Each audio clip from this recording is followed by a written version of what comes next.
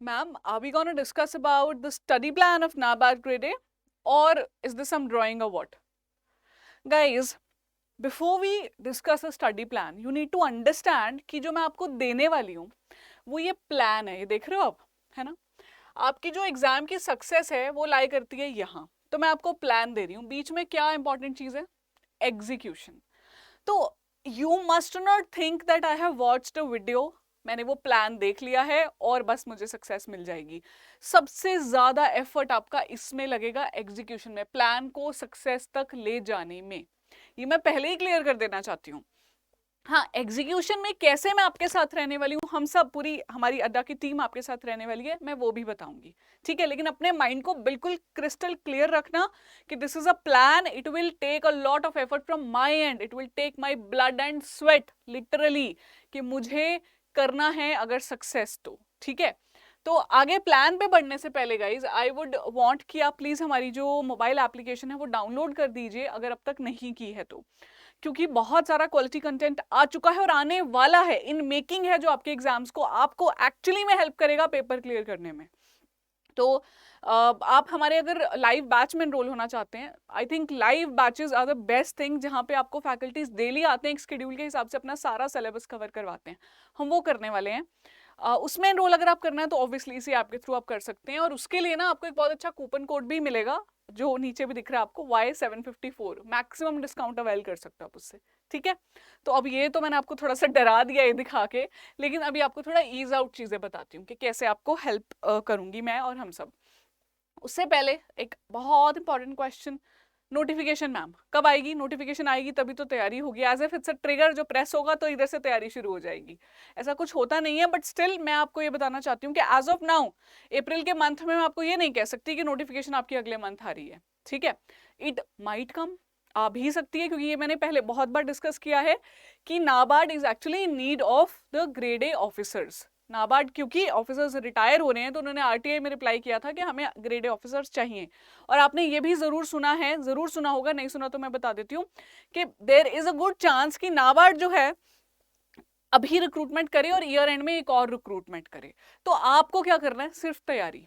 आपको थोड़ा कॉन्फिडेंस देने के लिए मैं ये लेकर आई हूँ डेट्स, ताकि आप ऐसे ना कंफ्यूज हो जाओ कि पेपर होगा भी या नहीं, आरबीआई का डिले चल रहा है।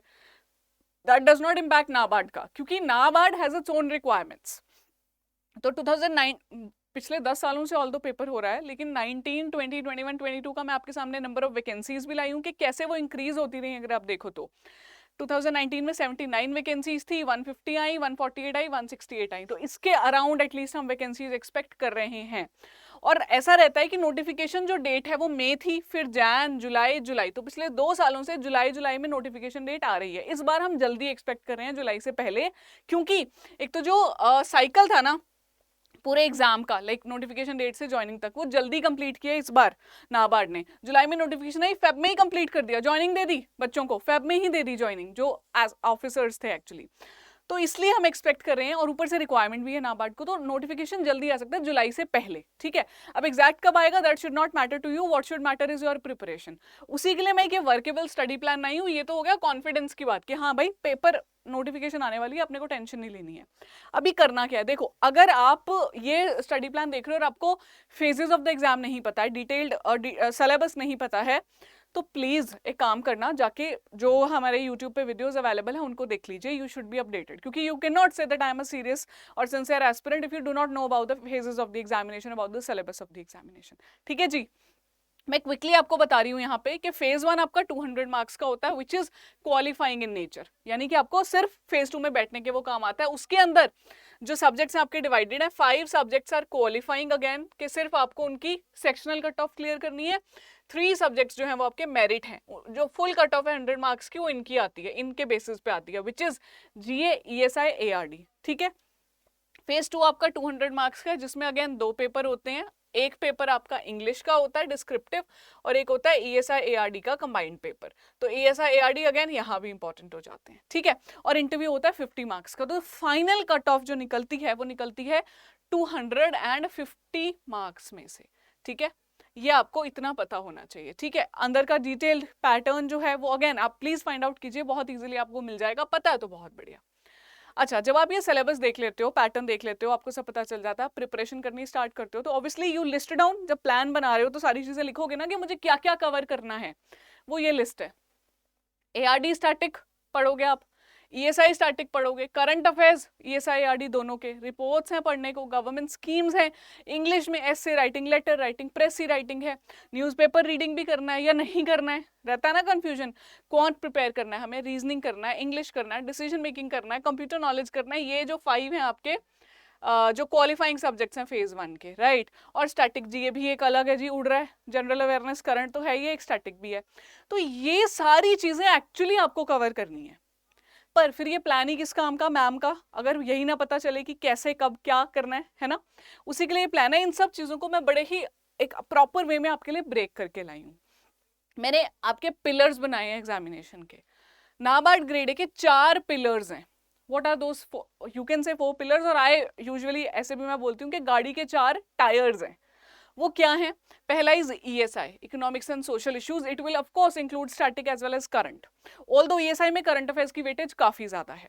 ARD again will have static as well as current, जिसमें स्टैटिक करंट की इक्वल वेटेज है। फिर अगला क्या है, जो आपके qualifying subjects, of course quant, reasoning, English, decision making, computer. You can not think of cracking this examination if you do not prepare the qualifying subjects. बहुत बच्चे ऐसे हैं जो बाकी सब्जेक्ट्स में अच्छे हैं, इन दोनों में बहुत अच्छे हैं, और वो क्वांट का पेपर, क्वांट का सेक्शन नहीं निकाल पाए, कंप्यूटर का सेक्शन नहीं निकाल पाए, तो आप वो नहीं करेंगे। तो आपका तीसरा पिलर है क्वालिफाइंग सब्जेक्ट्स, एंड आपका फोर्थ पिलर क्या है, डिस्क्रिप्टिव राइटिंग। क्योंकि मैं फेज 1 फेज 2 की कंबाइंड बात कर रही हूँ ना, ये दोनों आपके सब्जेक्ट्स हो गए, तो अगर इंडिविजुअली भी देखना हो तो ESI, ARD, डिस्क्रिप्टिव राइटिंग, ये आपके फेज 2 में रेलेवेंट है ना, और जो आपके ESI, ARD और क्वालिफाइंग सब्जेक्ट्स ये आपके फेज 1 में रेलेवेंट है, ठीक है। बट ऑफ कोर्स हमें तो इंटीग्रेटेड प्रिपरेशन लेके चलनी है, हम ऐसा तो सोच नहीं सकते कि चलो मैं पहले फेज 1 कर लेता हूँ या कर लेती हूँ, उसके बाद में फेज 2 देखेंगे, आप ऐसा नहीं कर सकते हैं बिल्कुल भी। एक इंटीग्रेटेड मैनर में अप्रोच लेके चलनी है, कैसे वो भी मैं आपको बताने वाली हूँ। देखो, बेस्ड ऑन दीज पिलर्स जो मैंने अभी आपको दिखाए हैं, प्रिपरेशन को हम ऐसे अंडरस्टैंड करेंगे ताकि पिलर्स का रेलेवेंस क्या है ये तो पता हो। पहला क्या है, ESI और ARD आपके हीरो सब्जेक्ट्स हैं, ये आप कभी नहीं भूलेंगे, ठीक है, आपकी कहानी के हीरो हैं ये। और इन ये जो ESI ARD हीरोज है ना, इनके साथ में एक लव ट्रायंगल चल रहा है, किसका, GA का। क्योंकि देखो फेज 1 में GA, ESI, ARD 3 आते हैं, ठीक है, फेज 2 में GA पीछे रह जाता है, तो ये लव ट्रायंगल में GA बेचारा पीछे छूट जाता है। मैं ये चीजें इसलिए बता रही हूँ कि आपको एक वो बने कि अच्छा ऐसे होता है पेपर में, और उसी हिसाब से वेटेज दो। तो ये आपके हीरो सब्जेक्ट्स हैं जी। क्वालिफाइंग सब्जेक्ट्स आपका पिलर हैं, तो आप उनको लाइटली तो नहीं लेंगे, ओवर प्रिपेयर तो बिल्कुल नहीं करेंगे, लेकिन लाइटली भी नहीं लेंगे। मैं why am I saying over prepare नहीं करेंगे कि बैठे क्वांट ही किए जा रहे हैं, क्वांट ही किए जा रहे हैं, नहीं करेंगे आप। वो जितना रेलेवेंट है पेपर के लिए हम सिर्फ उतना प्रिपेयर करेंगे। कैसे, द मोस्ट इंपॉर्टेंट टॉपिक्स उठाएंगे, क्वांट, रीजनिंग, इंग्लिश के प्रीवियस ईयर क्वेश्चंस के बेसिस पे उनको प्रिपेयर करेंगे, ठीक है, और फिर मॉक टेस्ट लगाएंगे। तीसरा आप क्या रेलेवेंट ध्यान रखेंगे, डिस्क्रिप्टिव प्रिपरेशन आप स्टार्टिंग से ही करेंगे, चाहे वो ESI के आंसर्स हो, ARD के आंसर्स हो, या इंग्लिश ही क्यों ना हो। जब भी प्रिपरेशन स्टार्ट करें, if you are preparing it from zero, कभी नहीं लिखा है आंसर ऑनलाइन, कोई प्रॉब्लम नहीं है, आप अब लिखेंगे। कैसे लिखेंगे मैं अभी बताऊंगी आपको, ठीक है। तो चलो जी, ये रहा मेरा स्टडी प्लान। इसको मैं 90 डेज का लेके आई हूँ, बट मैंने जो इसमें अगर आप चाहें अपनी स्पीड को, मैंने लिखा है कि अगर 90 डेज हैं और कितने नंबर ऑफ आवर्स चाहिए आपको डेली के, ये लिख दिया है। अगर आप इसे कस्टमाइज करना चाहते हैं तो प्लीज इसको 90 डेज से कम में कवर करने की कोशिश कीजिएगा, इससे पहले करें तो बहुत अच्छा है, इसको डिले नहीं करना हमने, ठीक है। और ये 90 डेज बहुत मैंने आराम से दिए हैं, दे आर ओपन, लाइक ऐसा नहीं है कि बड़ा टाइट स्केड्यूल है, बड़ा अच्छा स्केड्यूल दिया है मैंने आपको। तो ये राजी आपका स्टडी प्लान। शुरू, when you start the preparation from scratch, कुछ नहीं किया है, सबसे पहला काम आप क्या करेंगे, आई एम होपिंग आप कर चुके हैं, you go through the pattern of the examination, you go through the detailed syllabus of the examination, you see the previous year questions. क्यों प्रीवियस ईयर क्वेश्चंस, क्यों मैम, इसलिए so that you can gauge कि अच्छा इस तरह के questions आते हैं। क्वांट अगर आता है आपको तो आप वो क्वेश्चंस देख के लग पाए कि अच्छा इस तरह के क्वेश्चंस पूछते हैं, रीजनिंग में इस टाइप के क्वेश्चंस आते हैं, computer awareness is not that difficult, easy questions आते हैं या थोड़े डिफिकल्ट आते हैं, वो आपको पता चलेगा। मिक्स आता है वैसे, ऐसा कुछ बहुत डिफिकल्ट नहीं आता। शुरू के 1.5 मंथ्स, इसको आप चाहें तो 40 डेज भी कर सकते हैं, है ना, 45 करना जरूरी नहीं है। आप क्या प्रिपेयर करेंगे, ARD स्टैटिक, दूसरा क्या करेंगे ESI स्टैटिक, और साथ में आप करंट अफेयर्स आपके चालू रहेंगे ESI ARD GA के। बेसिकली करंट अफेयर्स जो हैं आप अब से अगर अभी स्टार्ट कर रहे हैं तो अभी से स्टार्ट कीजिए। Basically in the month of April पिछले मंथ के अवेलेबल होंगे मार्च के, आप मार्च के स्टार्ट कीजिए, लेकिन कवर करते चलिए डेली बेसिस पे। और तीसरा आपने क्या करनी है टाइपिंग प्रैक्टिस। अब ये टाइपिंग प्रैक्टिस करोगे कैसे, टाइपिंग है राइटिंग नहीं है। कैसे कि जो भी आपने पढ़ा है ARD का ESI का करंट अफेयर्स का डेली बेसिस पे take out 25 minutes 30 minutes and try to type it in a summarized manner. Summary लिखने की कोशिश करो। फॉर एग्जांपल आपने कोई स्कीम पढ़ी है ना, लेट्स से आपने स्वायत्त इनिशिएटिव पढ़ा, तो स्वायत्त इनिशिएटिव को समराइज करने की कोशिश करो बैठ के टाइपिंग अपने फ्री फ्लो में कि अच्छा मुझे क्या क्या याद रहता है, क्योंकि हमें आपको इक्वेट करना है टाइपिंग से। ये बहुत जरूरी प्रैक्टिस है, आपको करनी है, ठीक है। ऐसे जब आप प्रैक्टिस करते रहोगे 45 या 40 डेज में ना you will be so comfortable, इतने अच्छे से आप टाइप करना शुरू कर दोगे कि आपको डर नहीं लगेगा पेपर से, ठीक है। तो शुरू के मंथ में आप ये करेंगे। ARD और ESI में आपने एग्जैक्टली क्या पढ़ना है मैं अभी आगे बताने वाली हूँ आपको, ठीक है। अगले मंथ में जब आपका स्टैटिक कवर हो चुका है, आप टाइपिंग के साथ कंफर्टेबल हो चुके हैं और आपका करंट अफेयर स्टार्ट हो चुका है फुल फ्लो में, आप एक मंथ पूरा कवर कर चुके हो, तब आप किस पे आ जाएंगे जी, करंट अफेयर्स पे। Jump on to the current affairs पूरा, क्योंकि करंट अफेयर्स में रिपोर्ट्स हैं, स्कीम्स हैं आपके, और बहुत सारे जो न्यूज आते रहते हैं सिलेबस से रिलेटेड, तो आप वो सब कवर करेंगे। कहाँ से कवर करेंगे जी, देखिए आप मार्च कर चुके होंगे है ना, और अभी अप्रैल निकल चुका है क्योंकि आपका वो मंथ कवर हो चुका है, तो अब आप अप्रैल कवर कीजिए। और साथ में क्योंकि अब आपका स्टैटिक हो चुका है तो ज्यादा करंट अफेयर्स पे फोकस है, एक तो करंट मंथ करो, प्लस आप एक मंथ पिछला उठा लो जनवरी का, क्योंकि हमें जैन और फेब भी तो कवर करने हैं जो हम छोड़ के आए हुए हैं है ना, उनको आप कवर करेंगे। और जो पढ़ चुके हो स्टैटिक उसकी रिविजन बहुत अच्छे से करनी रहेगी आपको।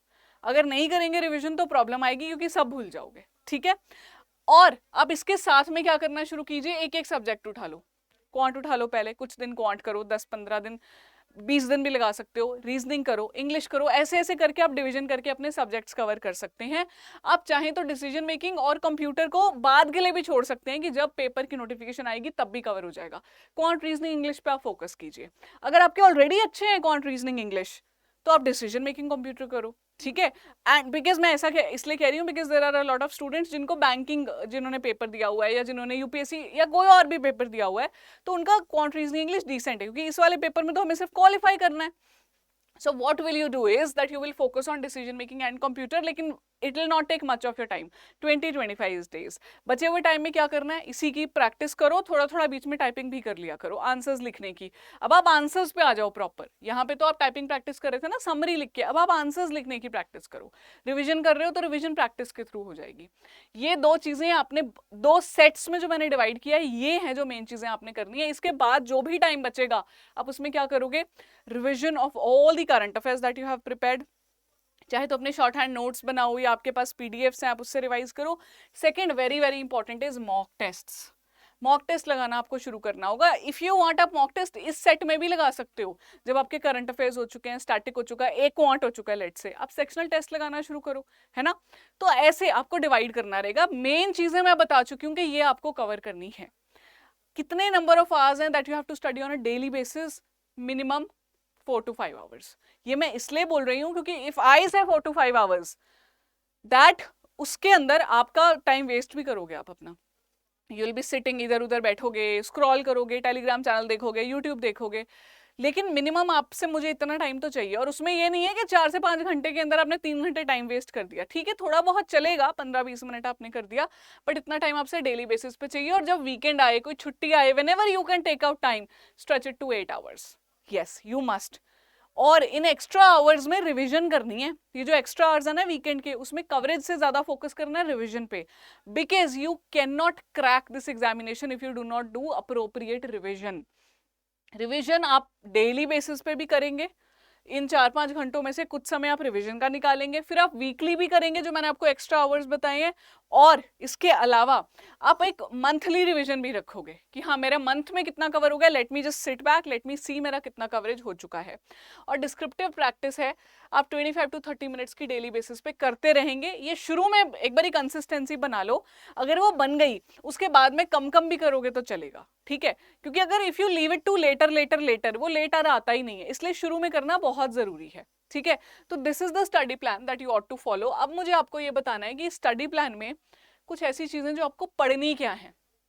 देखिए, most important chapters of ARD मैं यहाँ लिख रही हूँ, ईएसआई के मोस्ट इंपॉर्टेंट चैप्टर्स हैं, ये तो आपने प्रायोरिटी पे कवर करने हैं, but that does not mean आप बाकी सारी चीजों को छोड़ देंगे, ये आप प्रायोरिटी पे कवर करेंगे। If you have enrolled in our live batches, तो वहां तो करवा ही रहे हैं हम आपको कवर बहुत ही अच्छे से, बहुत ही तमीज से, डेली लाइव क्लासेस में कवर करवाएंगे। If you are following some other source, आप खुद से पढ़ रहे हो, कोई और कोर्स ले रखा है, दैट्स एब्सोल्युटली ओके, इनको फोकस करना, पर बाकी चैप्टर्स भी पढ़ते रहना, ठीक है। मतलब सिर्फ इतना है कि ये ज्यादा इंपॉर्टेंट है। तो क्या है वो एआरडी के chapters? Agronomy, soil water conservation, seeds, seeds वाला चैप्टर है ना, इरिगेशन, फिशरीज वाला chapter, animal husbandry and poultry, ये थोड़ा लेंदी चैप्टर है, प्लांटेशन एंड हॉर्टिकल्चर, ये एक्चुअली लेंदी चैप्टर्स हैं, और ये लेंदी करने का आपको वेटेज भी मिलता है पेपर में, क्योंकि इसमें से क्वेश्चंस भी अच्छे खासे आते हैं। तो इसको सबसे ज्यादा फोकस करना है आपने, ठीक है जी। मैंने एक अलग से वीडियो बनाई हुई है ऑन द बुक लिस्ट, आप वो देख सकते हो, ठीक है। ईएसआई स्टैटिक की अगर हम बात करें तो देखो, ईएसआई में मेजरली तो करंट अफेयर्स रेलेवेंट है सबसे ज्यादा, लेकिन कुछ चैप्टर्स आपको पढ़ने ही पढ़ने हैं। वो कौन से हैं? Growth development, inflation, balance of payment, monetary policy, fiscal policy, ये सबसे अच्छे से आप प्रिपेयर करेंगे। बाकी चैप्टर्स को एक बार गो थ्रू कर लीजिए, ठीक है। On that note I want to tell you, एक ईएसआई 24/7 सीरीज स्टार्ट की हुई है मैंने, Monday to Friday 8 PM live. मैं वहां पे आके आपको बहुत सारे करंट अफेयर्स, बहुत सारा स्टैटिक पार्ट कवर कराती हूँ, उससे भी जुड़ जाना, 8 बजे लाइव, ठीक है। चेक कर सकते हो आप, हमारे चैनल पे प्लेलिस्ट है। तो ये मैंने आपको जो स्टैटिक का बता दिया आपके प्लान में फिट करने को, अब मैं आपको बताती हूँ करंट अफेयर्स। देखिए, करंट अफेयर्स की पहले तो टाइमलाइन रखिए 6 to 9 मंथ्स। एक फॉर्मूला है जो मैं बोलती आई हूँ, फॉर्मूला इज कॉल्ड 369। पेपर से पहले के 3 मंथ्स मोस्ट इंपॉर्टेंट है, including the month in which paper is taking place, ठीक है। फॉर एग्जाम्पल 15 जुलाई को लेट्स अज्यूम पेपर होता है, तो टिल 7 जुलाई के करंट अफेयर्स आप प्रिपेयर करेंगे, एक हफ्ता पहले तक के। यस, क्वेश्चंस आते हैं उसमें से, ऑनलाइन पेपर है, इजीली आ जाते हैं। तो लेटेस्ट 3 मंथ्स मोस्ट इंपॉर्टेंट है, उससे अगले 3 मंथ्स उसके बाद इंपॉर्टेंट है, एंड नेक्स्ट 3 मंथ्स फिर इंपॉर्टेंट है।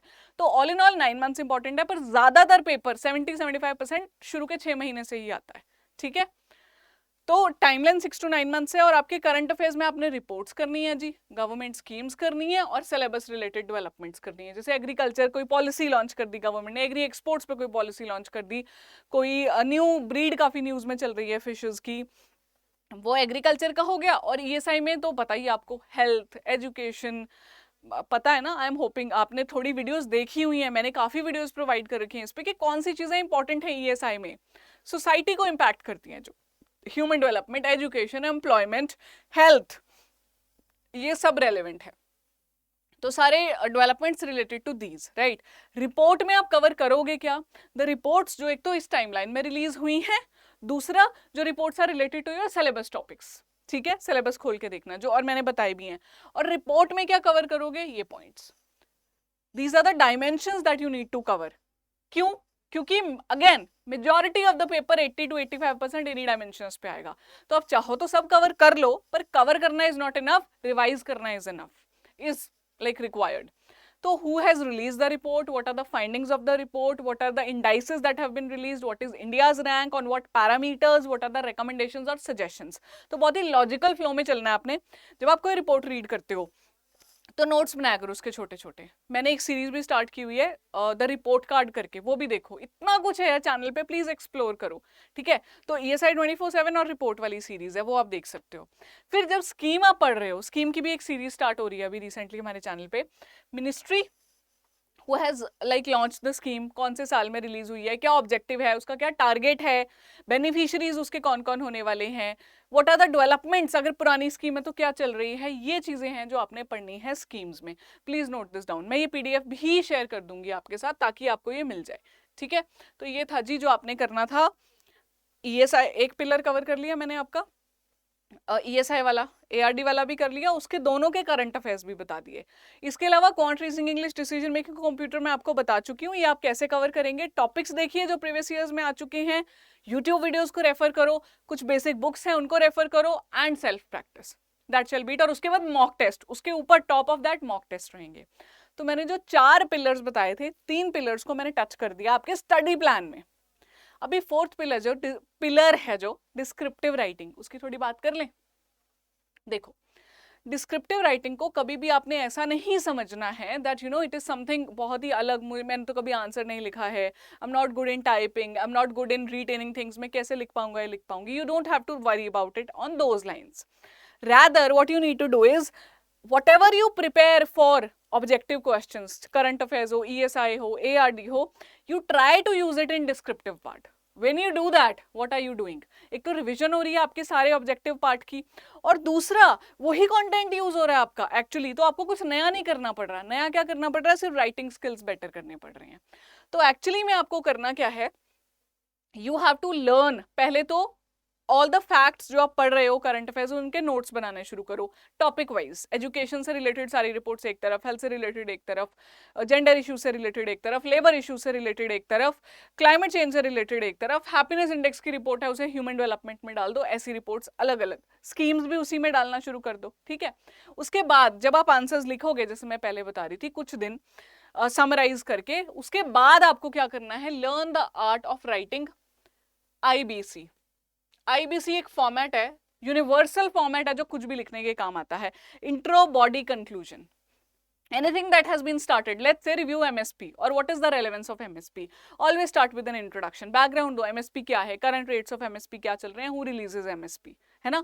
उसके बाद आप जाओ बॉडी पे, जो क्वेश्चन पूछा गया रिव्यू की अगर बात कर रही है, तो बताओ उसकी क्या रेलेवेंस है, क्या पॉजिटिव्स हैं, क्या नेगेटिव्स हैं, उसके बारे में लोग कोई केस स्टडी लिख सकते हो. और फिर एंड में कंक्लूड कर दो जो इंट्रो पे स्टार्ट किया था कि MSP आई क्यों थी, क्या वो फुलफिल अभी हो चुका है. अगर नहीं हुआ है तो यानी कि अभी भी उसको चलते रहना पड़ेगा. अगर नहीं हुआ है तो ठीक है, उसको अब आप अपने कमेंट्स कुछ दे सकते हो. तो ये IBC फॉर्मेट है बस, जो आपको आंसर देना है. तो जब आप एक आंसर लिखते हो, स्टैटिक कॉन्सेप्ट तो उसमें काम आएगा ही, करंट अफेयर्स, स्कीम्स, रिपोर्ट्स बहुत काम आएंगी, और आपकी राइटिंग स्किल्स काम आएगी. यही सारा कुछ मैंने यहाँ पे लिखा हुआ है. If you can take out time, थोड़ा न्यूज़पेपर रीडिंग स्टार्ट कर दो, 15 मिनट्स 20 मिनट्स का, जिसमें you just read the editorials कि व्हाट इज गोइंग ऑन. क्योंकि जब आप पढ़ते हो किसी का बहुत प्यारा लिखा हुआ न्यूज़पेपर में, आपको लगता है यार I also want to write it like this. तो ये चीजें आपको बिल्ड करेंगी प्रिपरेशन में. Preparation of exams like NABARD, RBI, ये ऐसी नहीं है कि आपने बस कुछ किताबें पढ़ी और आप चले गए. यू नीड टू कुछ चीजें अपने अंदर लानी पड़ेंगी आपको, पेशेंस लानी पड़ेगी, बहुत सारा पढ़ाई करने का एक बैठ के कंसंट्रेशन बना के पढ़ना, काफी सारी मल्टीपल चीजें करना कि मुझे फैक्ट्स भी रटने आने चाहिए, मुझे मॉक टेस्ट भी देने हैं, मुझे राइटिंग प्रैक्टिस भी करनी है. ये लेकिन धीरे धीरे बिल्ड करेंगे, जो मैंने आपको स्टडी प्लान दिया था. एकदम सारा कुछ नहीं होगा. That is why your study plan, कि उसके हिसाब से चलो. एकदम सारा कुछ करोगे तो कहीं नहीं पहुंच पाओगे. स्टडी प्लान के हिसाब से चलोगे तो पक्का बहुत अच्छा कर पाओगे. तो डिस्क्रिप्टिव राइटिंग में शुरू में तो एक्वेंट करना है खुद को, बाद में एक फ्लो सीखना है आंसर लिखने का, एंड दैट इज इट. तो ये सब जो हमने किया था, इसमें सब कुछ फिट करना है आपने. मैंने आपको एक प्लान दे दिया, देखो एक ढांचा दे दिया, एक स्ट्रक्चर दे दिया, और काफी सारा कंटेंट दे दिया. अब उस कंटेंट को ढांचे में फिट करना आपका काम है, वही एग्जीक्यूशन है. वो मैं आपके लिए कर भी नहीं सकती सैडली. अगर कर सकती होती ना, सच में कर देती, पर कोई किसी के लिए ऐसा नहीं कर सकता, ट्रस्ट मी. तो आपको ही करना है वो, लेकिन आप सही दिशा में करो, ये बहुत जरूरी है. उसके लिए जरूरी है कि आप बहुत अच्छे से अपना प्लान फॉलो करो. जब आप ये प्लान फॉलो करोगे, ट्रस्ट मी, ये होने वाला है. मैम तो ये बता के गई थी, ये क्या हो गया, खिचड़ी बन गई, है ना. ये होगा, डोंट वरी, कोई बात नहीं. प्रॉब्लम्स तभी आती हैं जब हम एफर्ट करते हैं. तो जब ये होगा, आपको क्या चाहिए होगा, ये हेल्प चाहिए होगी, आपको गाइडेंस चाहिए होगी, सपोर्ट चाहिए होगी. डोंट वरी, हम देंगे आपको, वो सब मिलेगा. एक बस अपने आप को बैठ के चेक करना है कि कहाँ पे गलती हो रही है. इंट्रोस्पेक्ट करो पहले कि मुझसे क्या गलती हो रही है, क्या मैं नहीं फॉलो कर रही. उसके बाद में ये तो आपके पास है ही, हम लोग we will be there to support you, to guide you, आपको मेंटोरशिप देने के लिए रहेंगे. ठीक है. तो इस नोट पे मैं एक चीज बता देना चाहती हूँ. इस वीडियो में मैं एक टेलीग्राम चैनल का लिंक डलवा रही हूँ. That is my Telegram channel, जो मैंने ESI 24/7 के नाम से बनाया हुआ है. आप उसे ज्वाइन कर लीजिए. वहां पे आपको एक तो सारी PDF, सारा कंटेंट जो भी हम पढ़ते रहते हैं मिलता रहेगा. दूसरा, ESI से रिलेटेड और जो गाइडेंस, जैसे ये सेशन की PDF भी मैं वहीं डालने वाली हूँ. इसके अलावा अगर आपको कुछ मुझसे गाइडेंस चाहिए होगी तो वहीं पे मुझसे कांटेक्ट कर सकते हैं. ठीक है. तो that is it from my end. I have tried to provide you एक काफी अच्छा सा इलॉबोरेट स्टडी प्लान विद बहुत ही इंपॉर्टेंट गाइडलाइंस जो आपके काम आती है. मैं ये नहीं कहना चाहती थी ये लो पकड़ो जी आपका, बस ये फॉलो कर लो हो गया, नहीं. जो एक्चुअली करना है, जो प्रॉब्लम्स आएंगी फिर उन प्रॉब्लम्स को कैसे डील करना है, मैंने वो सब बताने की कोशिश की है। I hope now you are motivated for the examination. शुरू में थोड़ा सा लगता है कि होगा या नहीं होगा, लेकिन अगर एस्पिरेंट आप सिंसियर हो ना, कोई टेंशन नहीं है, शुरू करो बस, we are there with you. ठीक है, मुझे लिख के बताना कैसा लगा वीडियो आपको ये, प्लीज जरूर, क्योंकि आपके कमेंट्स बहुत जरूरी हैं। इतना मेहनत करके अगर आप लोग नहीं बताओगे तो फिर पता कैसे चलेगा वो काम आया या नहीं। ठीक है, thank you so much, all the very best to all my lovely aspirants of NABARD examination. I will see you very very soon.